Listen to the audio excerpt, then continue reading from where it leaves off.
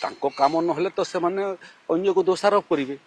ତୁମେ ଆଇନ ଜାଣିଲ ନାହିଁ, ସେଥିପାଇଁ ବାଚସ୍ପତି ଦାୟୀ। ଦଳର ହୁଇପ୍ର ଅବମାନର ବିଷୟ ଏଇଟା।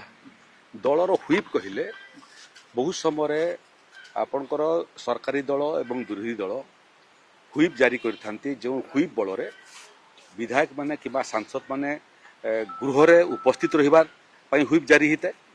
ବହୁତ ସମୟରେ ଯେଉଁଠି ଭୋଟ ଗ୍ରହଣ ହୁଏ, ବିଲ୍ ହଉ କିମ୍ବା କୌଣସି ପ୍ରସଙ୍ଗ ହଉ, ସେଥିରେ ମଧ୍ୟ ନିର୍ଦ୍ଦିଷ୍ଟ ହଁ କି ନାଇଁରେ ଉତ୍ତର ଦେବା ପାଇଁ ମଧ୍ୟ ଦଳ ହୁଇପ୍ ଜାରି କରିଥାଏ।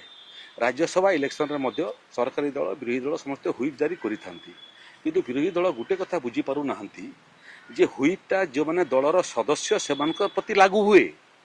ତୁମେ ଦଳରୁ ତାକୁ ବହିଷ୍କାର କରିବ, ଦଳରୁ ନିଲମ୍ବନ କରିବ ଏବଂ ଭୋଟ ଦେଲା ସମୟରେ ସେ ତୁମର ଦଳର ସଦସ୍ୟ ହେଇନଥିବ, ତା ପାଇଁ କେମିତି ସେ ହୁଇପ୍ ଅବମାନନାର ପରିଧି ଭିତରକୁ ଆସିବ?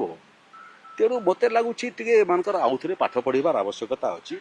ହୁଇପ୍ କ'ଣ, ଏଣ୍ଟି ଡିଫେକ୍ସନ୍ ଲ କ'ଣ ଏବଂ କେଉଁମାନଙ୍କ ବିରୁଦ୍ଧରେ ହୁଇପ୍ ଅବମାନନା ବ୍ୟବହାର କରାଯାଇପାରିବ, ସେ ବାବଦରେ ପୁନର୍ଅଧ୍ୟୟନ ଏବଂ ପୁନର୍ଚିନ୍ତନ କରିବା ପାଇଁ ବିରୋଧୀ ଦଳର ଆବଶ୍ୟକତା ଅଛି।